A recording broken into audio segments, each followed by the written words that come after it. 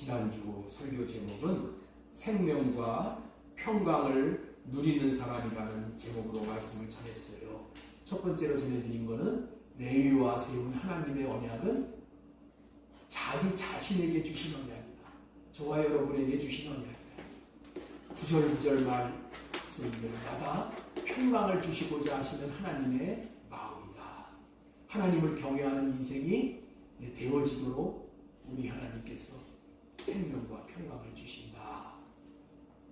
두려움을 주는 영과의 전쟁에서 반드시 승리해야 된다. 이 생명과 평강을 누리기 위해서 오늘은 구원의 좁은 문이 열려 있으니 이런 제목으로 하나님의 말씀을 배워나도록 하겠습니다. 지혜로운 사람이 사는 한평생의 삶과 지혜롭지 못한 사람이 사는 한평생의 삶은 겉으로 보기에는 별로 차이가 없는 것 같지만 결과에 있어서는 하늘과 땅 사이의 차이가 나듯이 큰 차이가 나는 것이에요. 그렇다면 지혜로운 사람의 삶은 어떤 삶을 사는 것이고 지혜롭지 못한 사람의 삶은 어떠한 삶을 사는 것일까요? 지혜로운 삶은 자신이 이 땅에 태어난 목적을 알고 목적을 이루기 위한 삶을 사는 거예요. 그리고 지혜롭지 못한 삶은 자신이 이 땅에 태어난 목적을 알지 못하고 닥치는 대로 자기가 살고 싶은 대로 사는 삶이에요. 이 사실이 너무나도 중요하여 리버렌 목사님이 목적이 이끄는 삶이라는 책을 내셨어요.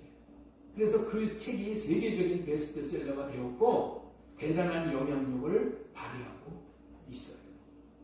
이토록 중요한 주제가 목적을 알고 사는 거예요. 목적을 알고 사는 거예요. 그런데 안타깝게도 대부분의 많은 사람들이 이 땅에 태어난 목적을 알지 못하고 살아간다. 세상 사람들은 그렇다 치더라도 우리가 이 땅에 태어난 목적을 정확히 알고 목적을 이루는 삶을 살아야 되지 않겠습니까? 옆분에게 우리 한번 질문해 보시기 바랍니다. 집사님이 이 땅에 태어난 이유와 목적은 무엇입니까?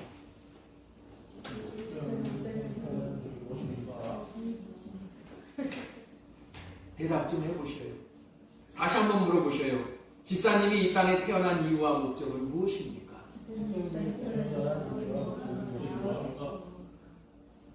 하나님은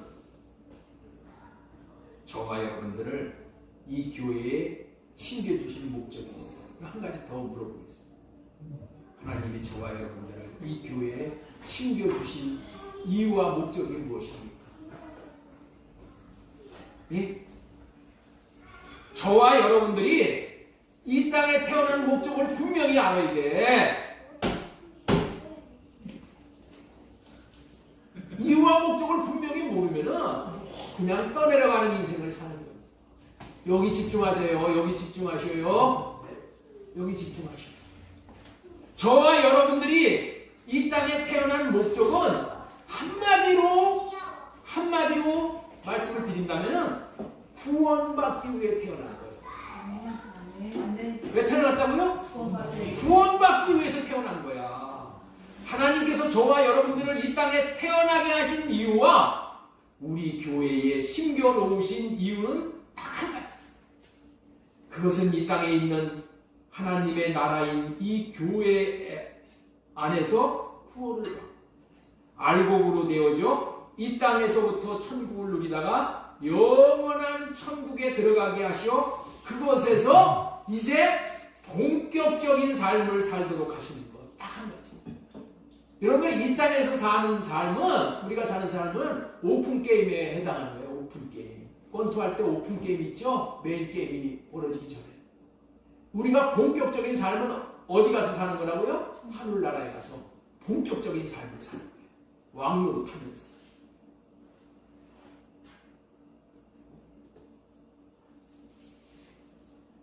저는 여러분들에게 매일 구원의 복음만 전하고 있어요. 왜냐하면 여러분들이 구원받는 것이 하나님께서 여러분들을 이 교회에 보내주신 목적이고 저를 만나게 하신 목적이기 때문이에요. 그렇기 때문에 여러분들이 구원을 받았다는 확신을 가질 수 있고 제가 그것을 보증할 수 있다면 이제는 우리 교회 동산에서 여러분들은 하산을 하셔도 되는 거예요. 그리고 하산을 하셔야 돼. 그리고 열방으로 흩어져 구원의 복음을 전하는 자로 사셔야 하는 거예요. 그런데 만약에 그렇지 않다면 구원을 받을 때까지 기다려서 받고 떠나셔야 돼요. 구원 받고 떠나셔야 돼요. 우리 교회에 와서 구원을 못 받고 떠나면 안 돼. 왜? 우리 교회에서 구원의 복음만 전하잖아. 다른 걸 전하는 게 없어요. 다른 게 뭐가 필요해? 구원받는 것보다 더 필요한 게 없어. 그런데 지금 많은 사람들이 구원 받지도 못하고 구원 받은 것으로 착각을 하고 그렇게 살아간다. 구원이란 무엇인지를 알기 쉽게 설명을 드린 적이 여러 번 있었어요. 다시 한번 호박을 예로 들어서 말씀을 드린다면 이런 의미예요.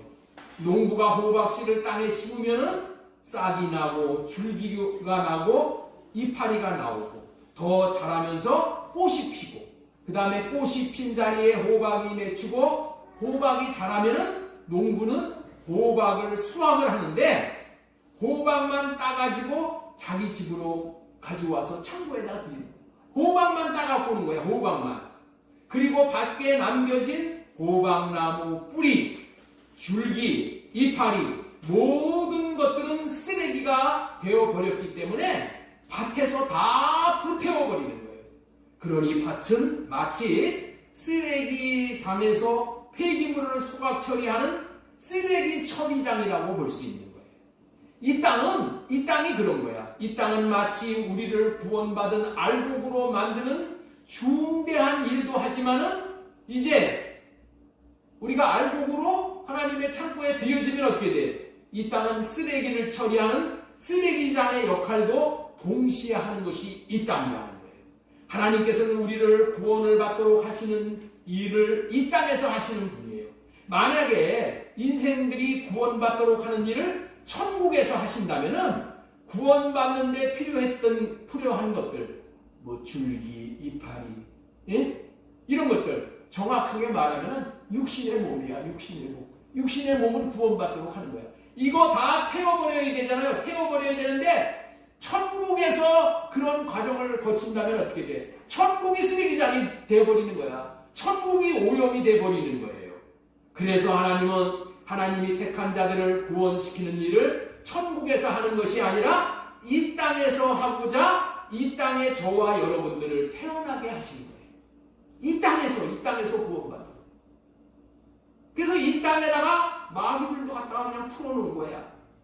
그런 의미로 이 땅에 태어난 이유는 구원받게 하기 위해서 이 땅에 태어나도록 하셨다는 것을 우리는 명심해야 되는 거예요. 그래서 이 땅에 구원받기 위해 왔던 사람이 죽고 나면은 관심사항은 딱 한 가지인 거예요. 구원받고 천국 갔느냐, 구원받지 못하고 지옥 갔느냐에게만 관심이 있는 거예요. 고인이 죽은 사람이 천국 갔다고 여기면은 장례식장에 모인 유가족들은 모두가 다 기뻐. 마음이 다 기뻐. 그런데 신앙생활을 잘못해서 구원받지 못하고 지옥 갔다고 여기면은 온 가족들이 얼굴이 어둡고 슬픔이 가득 차 있는 거예요. 이와 같이 모든 사람들이 천국에 갔느냐에 관심을 갖는 것을 통해서도 이 땅은 구원받는 과정으로 주어진 기간이구나를 깨달아 알 수 있는 거예요. 한 사람이 자신의 영혼이 구원받기 위해서 태어났다는 것을 아는 사람은 영혼이 구원을 얻는 데 초점을 두고 살게 되어지는 것이 당연한 것이죠. 그런데 이 사실을 모르는 사람은 인생 사는 목적이 다른 데 맞춰져 있게 되는 거예요. 돈만을 버는 데 인생을 투자하고 권력에 줄을 서는 데 인생을 투자하고 자기 정력을 채우기 위해 인생의 시간을 투자하고 자신에게 한 번 주어진 인생의 시간을 구원받는 것과는 상관이 없는데 투자를 함으로 말미암아 후에 막급인 인생을 살게 되는 거예요. 오늘 본문에서는 인생은 구원받기 위해 태어나는 것이고 인생에 주어진 시간은 구원을 받는 데 쓰는 시간이라는 것을 아는 사람이 한 사람이 소개되고 있습니다.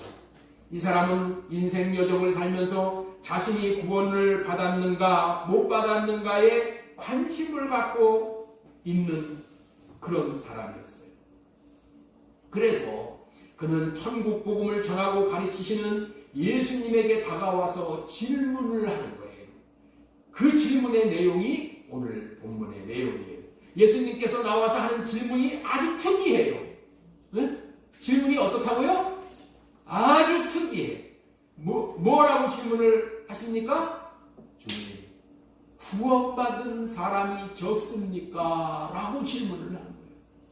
구원받은 사람이 적습니까? 우리 23절 한번 보겠습니다. 그런데 어떤 사람이 예수님께 물었다. 주님, 구원받을 사람이 적습니까? 라고 질문을 하는 거예요. 이 질문의 의도는 예수님이 전하시는 말씀을 돌아보면은 구원받는 사람이 정말로 적을 것 같다는 생각이 들었다는 거예요. 예수님이 복음을 전하실 때 보니까 구원받을 사람이 적을 것 같은 그런 생각이 들어버린 거예요.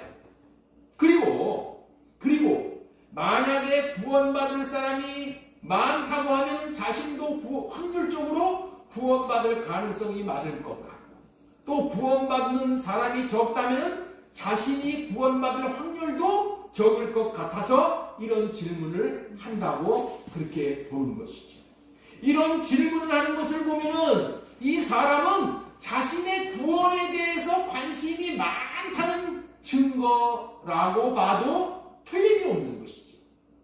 이런 모습을 통해서 이 사람은 자신이 이 땅에 태어난 이유를 아는 사람이라고 저는 말하고 싶은 거예요. 나는 이 사람처럼 여러분들도 자신의 구원에 대해서 관심을 가지시기를 바라고 원하는 거예요. 우리 다시 한번 누가복음 13장 22절서부터 보겠습니다. 예수님께서 여러 선업과 마을에 들리셔서 가르치면서 예루살렘으로 여행하셨다. 그런데 어떤 사람이 예수님께 물었다. 주님, 구원받을 사람이 적습니까? 예수님께서 그들에게 대답하십니다. 구원받을 사람이 적습니까? 라는 질문에 예수님은 그렇다는 의미로 좁은 문으로 들어가기를 심쓰라고 하셨어요. 너희는 좁은 문으로 들어가기를 심쓰라. 내가 너희에게 말한다. 들어가려고 해도 들어가지 못하는 사람이 많을 것이다. 좁은 문으로 들어가기를 심쓰라고 하셨다. 여기서 중요한 것은 들어가기를 심쓰라는 이 말씀의 의미는 구원의 문은 비록 좁은 문이지만은 그럼에도 불구하고 소망이 있는 것은 좁은 문으로 들어갈 수 있도록 구원의 좁은 문이 열려 있다는 그런 의미예요. 좁은 문이지만 구원받을 길이 열려 있는 거야. 그래서 오늘은 구원의 좁은 문이 열려 있으니, 자, 우리 한번 따라서 하겠습니다. 구원의 좁은 문이 열려 있으니, 구원의 좁은 문이 열려 있으니 라는 제목하에 첫 번째로 전해드리기 원하는 소제목은 좁은 문으로 들어가기를 심쓰라 라는 제목으로 전하겠습니다.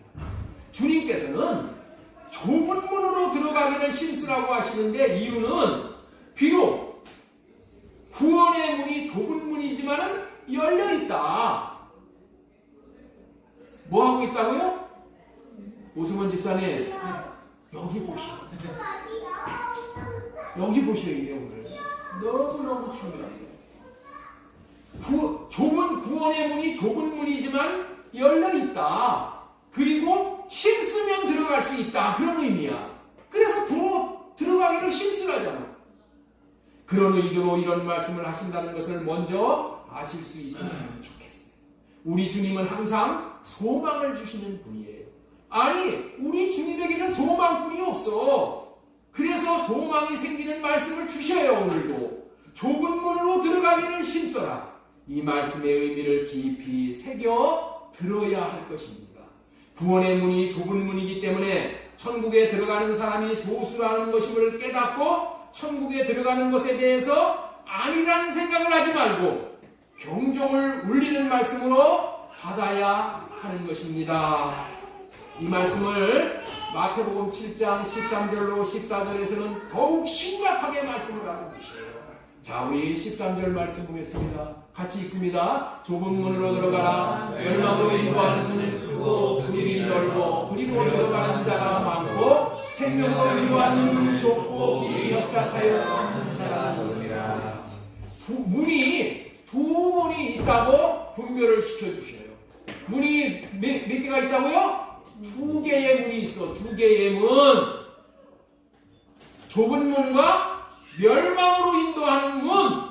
두 가지뿐이라는 거예요.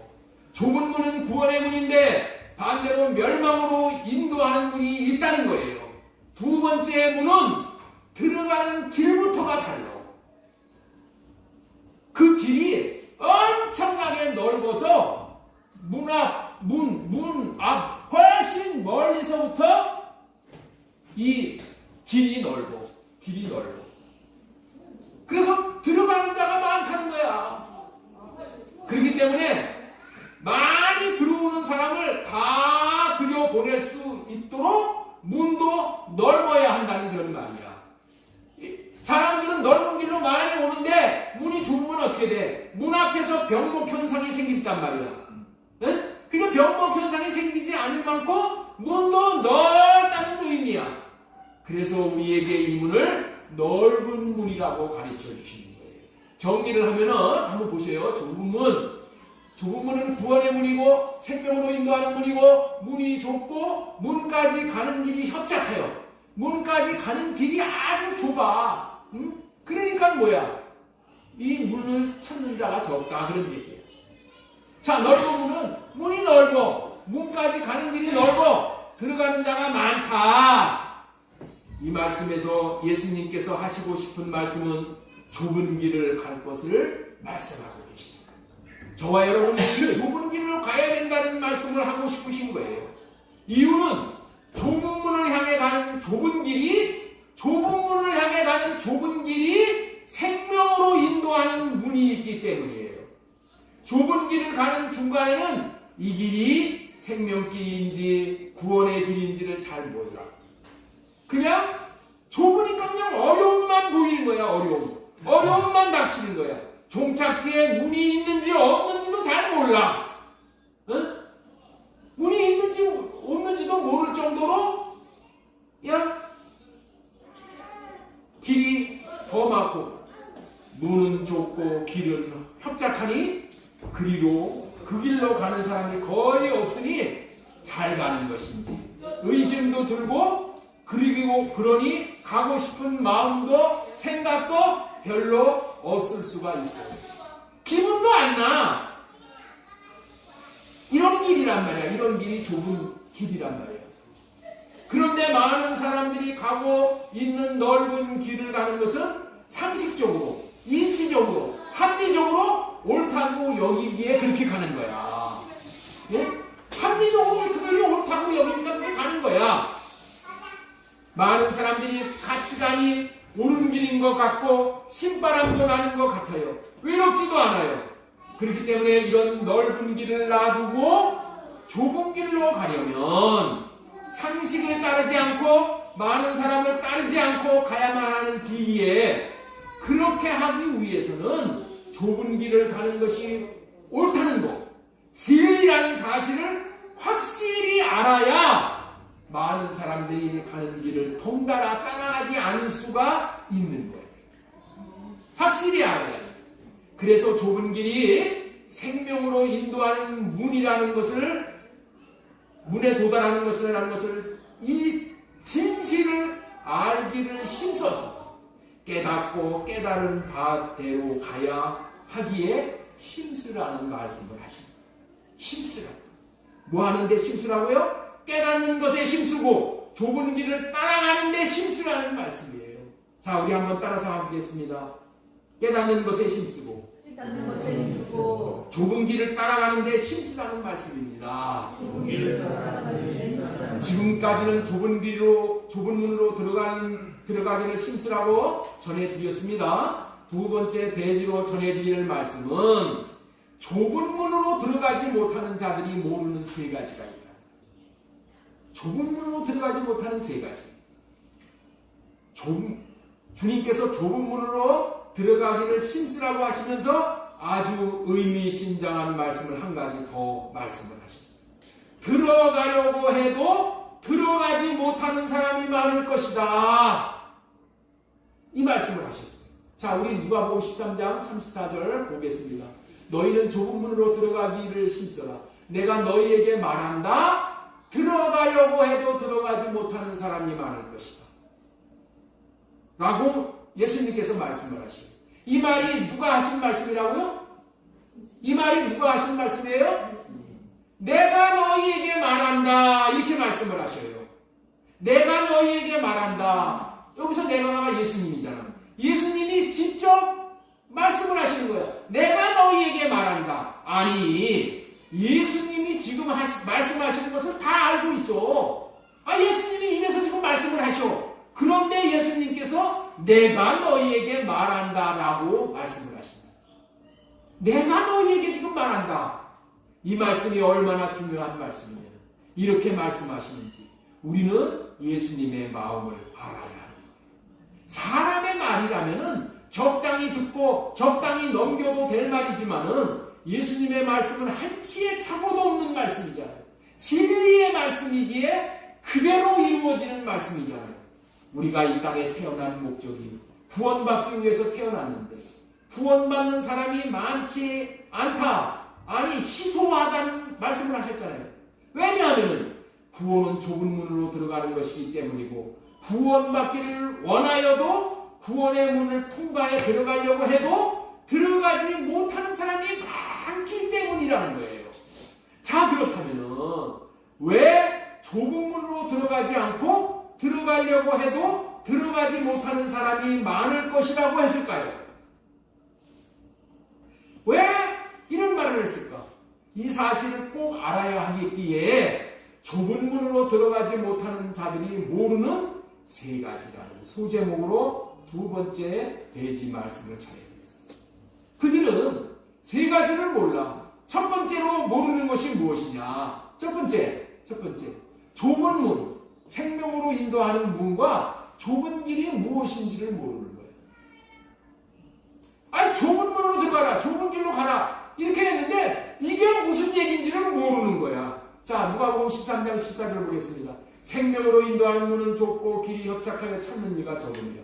성경에서 생명으로 인도하는 문은 좁고 길이 협착하여 찾는 자가 적음이라고 하니까 생명으로 인도하는 문은 그런가 봐. 그래.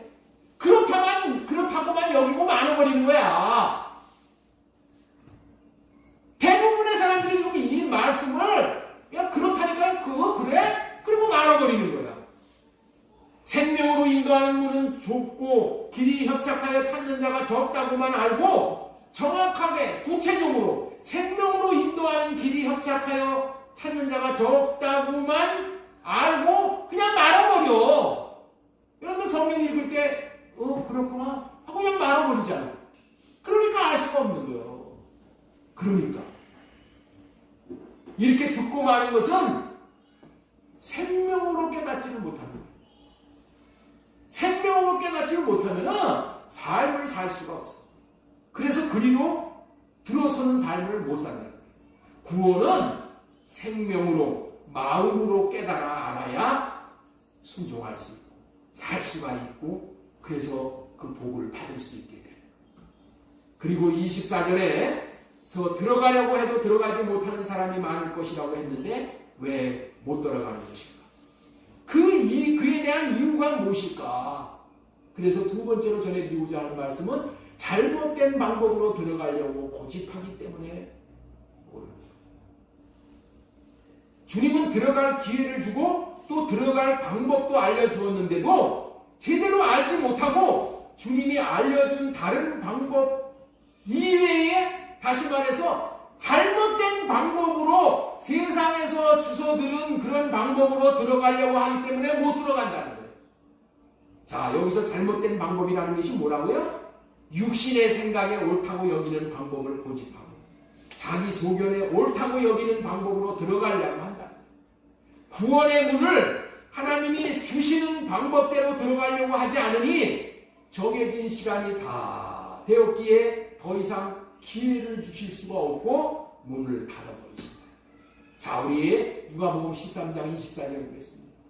같이 읽겠습니다. 시작! 너희는 좁은 문으로 들어가기를 힘써라. 내가 너희에게 말한다. 들어가려고 해도 들어가지 못하는 사람이 많을 것이다. 집주인이 일어나서 문을 닫아버리면 너희가 밖에 서서 문을 두드리면서 주인님 문을 열어주십시오 라고 불러도 주인은 너희가 어디에서 왔는지 나는 모른다고 대답할 것이다.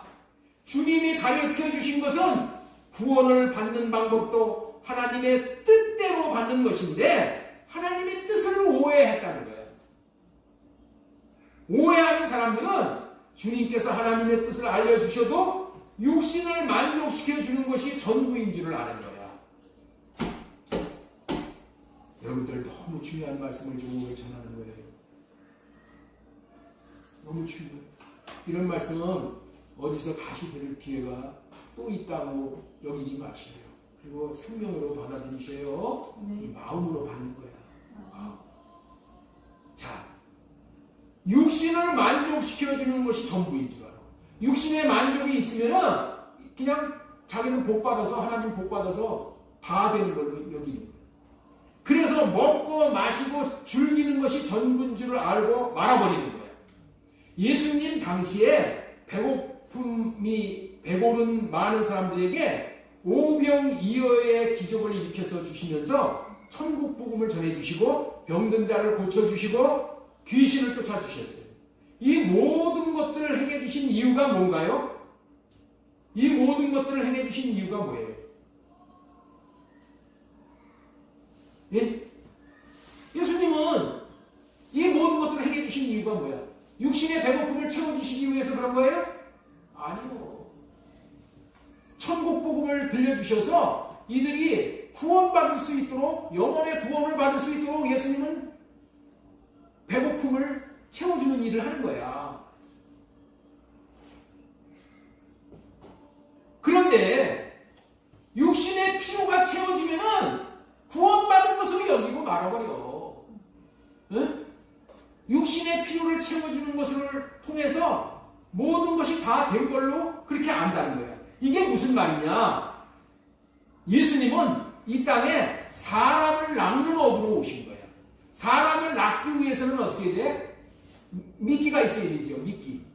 미끼가 뭐야? 육신의 것들을 채워주는 것이 미끼야. 이런 것들을 채워줘가지고 그 영혼을 낚아야 돼. 네? 그래서 구원을 시키는 거야. 그런데 사람들이 어떻게 돼? 그 미끼만 따먹고 도망가버리는 거야. 네? 오병이어의 기적으로 먹을 것을 채워주면 그냥 먹을 것만 따먹고 그냥 가는 거야. 육신의 필요만 채워주면 다 되는 걸로 여기는 거야. 그래서 누가복음 13장 26절의 말씀이 나옵니다. 자, 우리 한번 보겠습니다. 그때 너희가 말하기를 우리는 주인님 앞에서 먹고 마셨습니다. 주인님은 우리를 길거리에서 가르쳤습니다. 알터이나 주인이 너희에게 말하기를 나는 너희가 어디에서 왔는지 모른다. 불의를 일삼는 자들아 모두 내게서 물러가거라. 이렇게 말씀을 하십니다. 예수님은 단지 히브리서 10장 9절을 이루기 위해서 오십니다. 히브리서 10장 9절 한번 보겠습니다. 그 위에 말씀하시기를 내가 하나님의 뜻을 행하러 왔나이다 하셨으니 첫째 것을 폐하시면 둘째 것을 세우려 하십니다. 둘째 것이 뭐예요? 하나님의 마음을 주셔서 하나님의 말씀을 주셔서 말씀을 따라서 살도록 하기 위해서 오십니다. 첫째 것은 뭐예요? 자기 육신의 생각과 마음을 만족시켜주는 거예요. 이거는 폐해버리고 둘째 것, 나로 살고 나로 구원을 받아 내 생각과 마음을 채워주는 그것을 구원이라고 여기는 이제까지의 삶을 다 폐해버리고 둘째 것으로 살도록 하시기 위해서 예수님이 오셨다. 첫째 것을 폐하고 둘째 것으로 살라는 것만 가르쳐 주셨는데 자기의 방법대로 자신의 육신의 생각이 옳다고 여기는 대로 살면서 자신을 잘 배우고 잘 따랐다고 생각하면서 자신들은 좁은 길을 걸으며 좁은 문으로 들어가는 것으로 착각하고 오해하고 살았기 때문에 이토록 크게 책망을 하시는 거예요. 오늘날 많은 사람들이 교회에서 성경 공부도 하고 교제도 하고 많은 훈련도 받고 살고 있는데 그것이 좁은 문으로 들어가는 것이 아닐 수 있다는 것을 알아야 된다는 거예요. 그렇다면 어떤 사람들이 협착한 좁은 길을 걸어 좁은 문으로 들어가는 사람인지를 분별해야 되잖아요. 그래서 소제목으로 세 번째 소제목을 전해요. 세 번째 소제목. 할례 언약으로 말미암아 좁은 문으로 들어가는 사람. 자, 이어서 28절 말씀 한번 보겠습니다. 아브라함과 이삭과 그 전에 그랬죠. 나는 너희가 어디서 왔는지 모른다. 불의를 일삼는 자들아 모두가 나에게서 다 물러가라 이렇게 말씀을 하시면서 이 말씀이 이어지는 거예요. 아브라함과 이삭과 야곱과 모든 예언자는 하나님 나라 안에 있는데 너희는 바깥으로 쫓겨나는 것을 너희가 보게 될 때에 거기서 슬피 울며 이를 할 것이다. 할례 언약으로 말미암아 좁은 문으로 들어간 사람들은 이 사람들이야. 아브라함과 이삭과 야곱과 모든 예언자, 모든 선지자들은 하나님 나라 안에 있는데 너희는 바깥에서 쫓겨난 것을 너희가 보게 될 때 거기서 슬피 울면서 이를 갈 거다. 그러면서 또 뭐라고 해요? 또 사람들이 동과 서에서 또 남과 북에서 와서 하나님 나라 잔치에 앉을 것이다. 이렇게 말씀을 하고 계십니다. 이 말씀에서 하나님 나라 안에 있는 이라는 이 말씀은 구원받은 사람이라는 뜻이에요.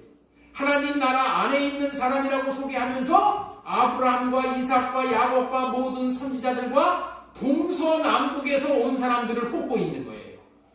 그렇다면 이들이 어떻게 하나님 나라의 안에 있는 사람이 되었습니까? 분명한 거예요. 아브라함과 이삭과 야곱은 모든 선지자들은 뭐를 믿고 살았어? 새 할례 언약으로 믿고 살고 새 언약을 믿고 그 언약대로 살았다는 거예요. 할례 받고 살았다는 거예요. 모든 아브라함과 이삭과 야곱과 모든 선지자는 하나님께서 말씀하신 할례 언약과 새 언약을 이루어 주시기 위해서 오신 예수 그리스도, 다시 말해서 좁은 문 대신 예수 그리스도 안으로 들어갈 수 있게 해주시겠다는 언약을 믿고 그 언약이 이끄는 대로 따라간 사람들이 바로 이 사람들이야. 그래서 하나님 나라 안에 있게 되는 거예요. 여기서 우리는 분명히 알 수가 있는 거예요. 언약을 따라 사는 것, 다시 말해서 할례 언약의 삶과 새 언약의 삶을 사는 삶이 좁은 길을 걷는 것이다. 이게 좁은 길을 걷는 거예요. 그리고 할례 언약을 따라서 걸어간 삶이 좁은 문이신 예수 그리스도 안으로 들어가는 거예요. 예수 그리스도 안으로 들어가는 것이 좁은 문 안으로 들어가는 거예요. 자, 이사야 52장 1절 말씀 보겠습니다. 시온이여 깰지어다 깰지어다 내 힘을 낼지어다. 거룩한 성 예루살렘이, 거룩한 성 예루살렘이 이 천국을 얘기하는 거예요. 예수 그리스도 안을 얘기하는 거예요. 내 아름다운 옷을 입을지어다. 이제부터 할례 받지 아니한 자와 부정한 자가 다시는 내게로 들어옴이 없을 것이니라. 할례 받지 않은 자는 새 예루살렘 성에 못 들어간다. 할례 받은 자가 어떤 사람이에요? 자신의 육신의 생각 다 버린 사람, 그리고 주님이 주시는 마음으로 사는 사람. 아브라함과 이삭과 야곱과 선지자들이 살았던 삶처럼 우리도 회개하고 할례 받고 살면은 우리도 동서남북에서 온 사람 중에 포함이 되는 거예요. 우리는 아브라함과 이삭과 야곱이 될 수가 없어. 그렇죠?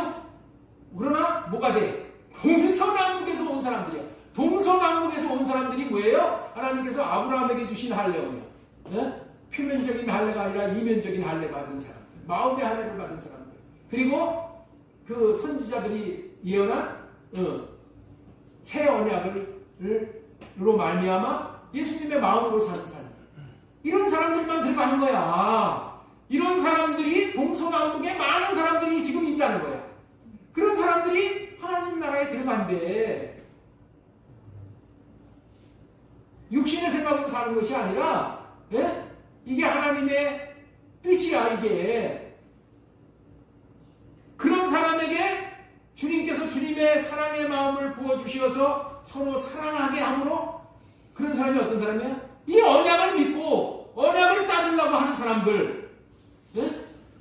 이런 사람들에게 주님께서 주님의 사랑을 그래서 이런 사람들이 할례 받고 회개하고 할례 받고 주님의 마음을 구할 때 주님의 사랑의 마음을 부어 주시어서 서로 사랑함으로 우리가 걸어가는 길이 좁은 길이며 협착한 길임에도 분명하지만 우리는 넉넉히 이 길을 걸으며 좁은 문 대신 예수 그리스도 안으로 들어가 생명을 얻는 구원에 이르게 하는 것임을 믿고 따라갈 수 있기를 바랍니다.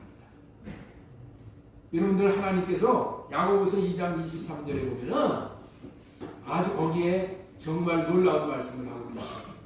아브라함을 뭐라고 부르시냐? 하나님이 벗이라고 부르시고, 예? 여기 이 눈치 빠르게 이렇게 우리 이지환 집사가 올리셨는데, 예. 성경의 이름과 아브라함이 하나님을 믿으니 그것을 의로 여겼다는 말씀이 이루어졌고 그는 하나님의 벗이라 칭함을 받았으니, 하나님의 벗이 됐어. 무슨 얘기냐? 할례 받은 사람이 하나님과 가장 가까운 사람이라는 거예요. 벗보다 더 가까운 게 어디 있어? 자기 부모하고도 얘기를 못하는 상황을 친구한테는 얘기를 털어놓죠. 아브라함이 이런 사이야. 하나님과 아주 친밀한 사이, 아주 가까운 사이. 이런 사람이 되버렸어. 어떻게 해야 돼? 아브라함이 할례를 받으니까. 응? 하나님을 경외하는 사람이 될 뿐만이 아니라 하나님과 아주 친밀한 이런 관계가 되는 거예요. 여러분, 우리가 하나님과 친밀한 관계가 되어야 됩니다. 하나님과 아주 날마다 더 가까워지는 거예요. 우리가 육신의 생각을 하려고 주님이 주시는 마음을 가지고 살면은 주님과 가까이 되는 거야. 가까이 되고. 내 생각과 마음으로 살면 어떻게 돼? 날마다 비판하고 정죄하고 이러기 때문에 어떻게 돼? 점점 사이가 벌어져, 갈라져 버려. 하나님하고의 관계도 그렇고 사람하고의 관계도 그렇다는 거예요. 그런데 내 생각은 할례 받고 주님이 주시는 마음을 구해서 주님이 주시는 마음을 나타내고 살면 어떻게 돼? 남편하고도 가까워지고 아내하고도 가까워지고 원수하고도 가까워지고. 가까워지지 않을 사람이 없어. 예수님은 모든 사람들하고 다 가까워지실 수 있었잖아요. 이렇게 되는 거예요. 아브라함과 이삭과 야곱과 선지자들이 살았던 삶처럼 우리도 회개하고 할례 받고 살면 우리도 동서남북에서 온 사람 중에 포함되는데, 이 사람들이 어떤 사람이라고요? 하나님과 하나 된 사람. 나는 평생에 교회 안에서 복음 안에서 산다고 믿고 이렇게 살았어요. 그래서 좁은 문으로 들어갔다고 여기고 살았어요. 그런데 제 마음에는 생명과 평안을 누릴 수가 없었어요. 그러니까 다른 말로 말하면 뭐예요? 무늬만 크리스천이었다는 거예요. 무늬만. 삶은 세상 사람들과 다름이 없는 그런 삶을 살았어요. 세상 사람들과 다름이 없는 삶을 살았다고 하니까 이 뭐 도덕적인 죄를 지었다는 그런 말이 아니라 죄 중에서 가장 큰 죄를 짓고 살았다는 그런 얘기예요. 여러분들, 죄 중에서 가장 큰 죄가 뭐냐? 에레미야 2장 13절 말씀이에요. 우리 한번 보겠습니다. 시작. 내 백성이 두 가지라고 하나요? 같이 읽겠습니다. 그들이 내 무게 근원되는 나를 버린 것과 스스로 웅덩이를 판 것인데, 백성이 두 가지 악을 했어요. 하나님 앞에 악은 이게 악이야. 남의 물건 훔쳐먹고 어디 가서 간음을 하고 도둑질하고 이런 거는 경범죄. 하나님 앞에 가장 큰 악이 뭐냐? 생수의 근원이 되신 나를 버리는 거예요. 스스로 웅덩이, 하나님을 버린 거예요. 하나님. 그리고 뭐예요? 스스로 웅덩이를 팠다는 얘기가 뭐야? 웅덩이를 왜 파? 물 받아가지고 저 잘 먹고 잘 살라고, 저 앞날을 행복하게 하기 위해서 지금 저로 생각해가지고 어떻게 하면 행복해지고, 어떻게 하면 바꾸지 않고, 어떻게 하면 자식들 잘 키울 수 있을까? 이게 이런 삶이 뭐예요? 지가 스스로 터진 웅덩이를, 스스로 웅덩이를 팠는데 그것은 물을 가두지 못할 터진 웅덩이. 이런 삶을 살았어. 이런 삶. 내가 하나님의 백성이라고 여기면서도 두 가지 악을 행하고 살았는데 그것이 뭐라고요? 생수의 근원이 된 하나님을 버린 거란 말이에요. 하나님을 버리는 것이 가장 큰 악이야. 하나님 앞에. 이 말은 내가 하나님 되어져서 내가 옳다고 여기는 대로 내 마음대로 살았다는 거예요. 그리고 스스로 웅덩이를 파는 삶을 사는 것은 내 스스로 내 인생을 어떻게 잘 살아보려고, 성공적으로 살아보려고, 그런데 하나님께서 그것을 악을 행하고 살았다고 하나님이 정의를 해주시다. 모든 인생이 하나님 앞에 악을 행하는 것이 두 가지인데, 하나님을 버리고 자기가 하나님 되어 사는 것이 악이고, 자기 스스로 자기 인생이 행복해지려고 웅덩이를 파고 사는 삶이 악이라고, 악이 무엇인지를 정의해 주시고 분별시켜 주십니다. 그런데 그렇게 살면 잘 사는 것이고 행복해질 것인 같으나 그렇지 않다는 거예요. 나는 그렇게 살면, 내 멋대로 살면 행복해질 것인 같지만 안 그렇다는 거예요. 왜냐하면 그런 삶의 결과는 악이 나를 징계했네, 반역이 나를 책망한 것이 되어져서, 이렇게 사는 삶은, 이렇게 악을 행한 자들이 어찌 좁은 문을 통과할 수 있겠느냐. 오히려 죄에 대한 징벌을 받게 되지 않겠느냐. 자, 에레미야 2장 19절 말씀 보겠습니다. 내 악이 너를 징계하여 네 반역이 너를 책망할 것이라. 그런즉 네 하나님 여호와를 버림과 네 속에 나를 경외함이 없는 것이 악이요 고통인 줄 알라. 주 여호와의 말씀입니다. 이와 같은 삶이 나의 삶이다. 네? 나의 삶. 이것을 모르고 사는 거야. 그냥 뭐 예수 믿고 교회 나와서 봉사하고 11조 나타내고 뭐 하면은 그거 좁은 길로 걸어가는 것으로 착각을 한 거예요. 그런데 다 뭘로 살았어? 내 생각, 내가 옳다고 여기는 방법, 나로 행하고 사는 거예요. 그것을 하나님은 악을 행하고 살았다는 거예요. 내가 생각하고 사는 것과 내 기준과 하나님의 기준이 전부 달라. 하나님을 버린 것과 동의함이 없는 악이요 고통이라고 하셨는데, 내 삶이 그토록 고통이 떠날 날이 없는 삶을 알려주시죠. 저는 어려서부터 오래 못 살 것이라고 생각합니다. 이 등짝에서 그냥 이게 막 쏟아져 내려가지고, 저는 고등학교 졸업할 때도 그렇고 학교를 다닐 때도 그렇고 30분을 책상에 못 앉아 있었어요.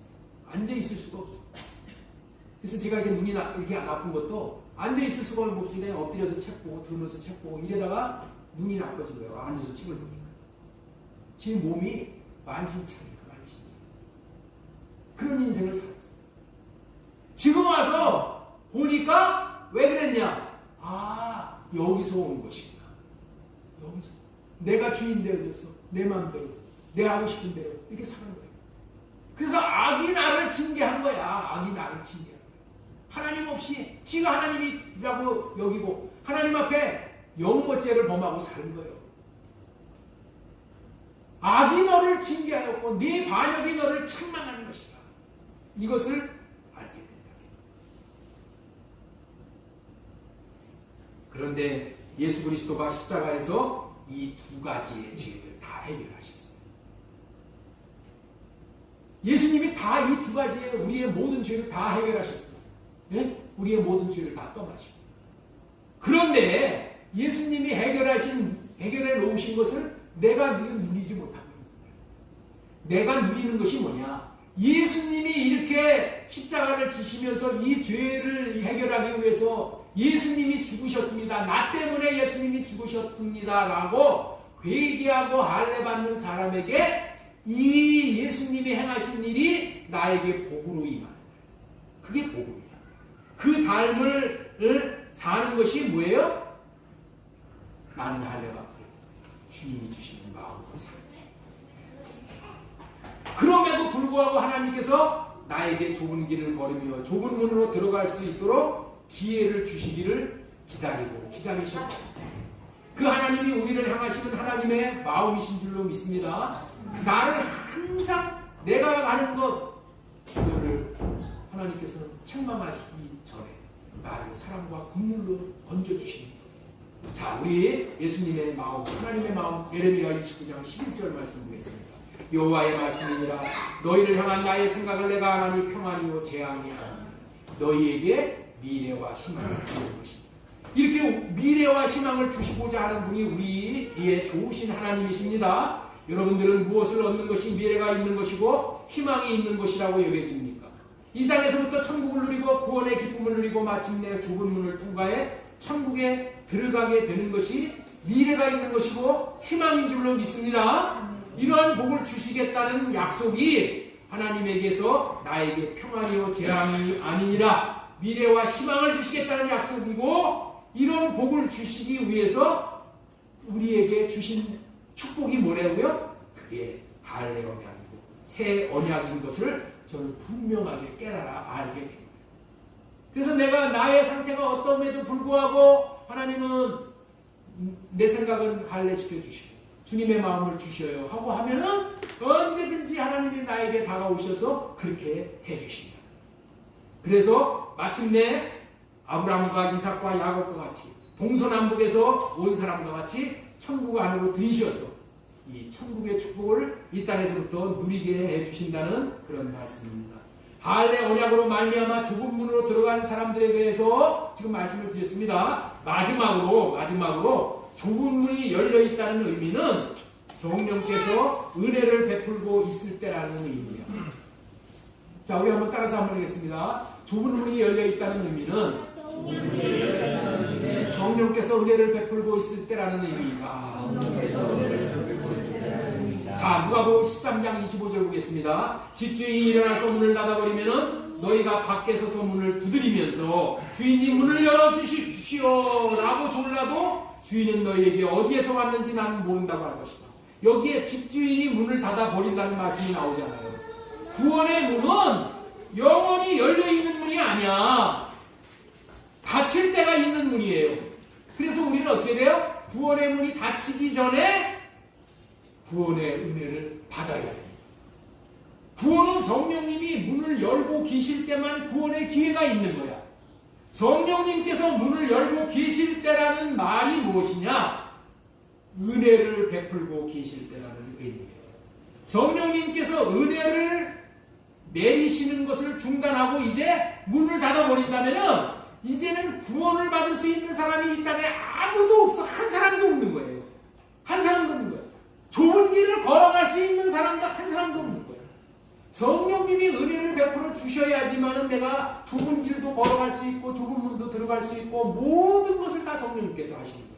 그래서 지금은 은혜 받을 만한 때요 구원의 날이로다라고 하시는 거예요. 자, 이거 고린도후서 6장 2절 보겠습니다. 이르시되 내가 은혜 베풀 때 너에게 듣고 구원의 날에 너를 도왔다 하셨으니 보라 지금은 은혜를 받을 만한 때요 보라 지금은 구원의 날이로다. 이 말이 무슨 말인가? 그러면 이제까지 못 들으신 분도 여기서부터 이제 들으시면 돼요. 여기서 은혜를 베푸시는 때, 예? 구원의 날, 이게 무엇이냐 말이야. 이것이 무엇이냐. 성령님께서 은혜를 베푸시는 게 뭐가 은혜일까? 오수건 집사님, 네. 성령께서 은혜를 베푸시는 게 뭐가 은혜를, 어떤 것이 은혜를 베푸시는 거예요?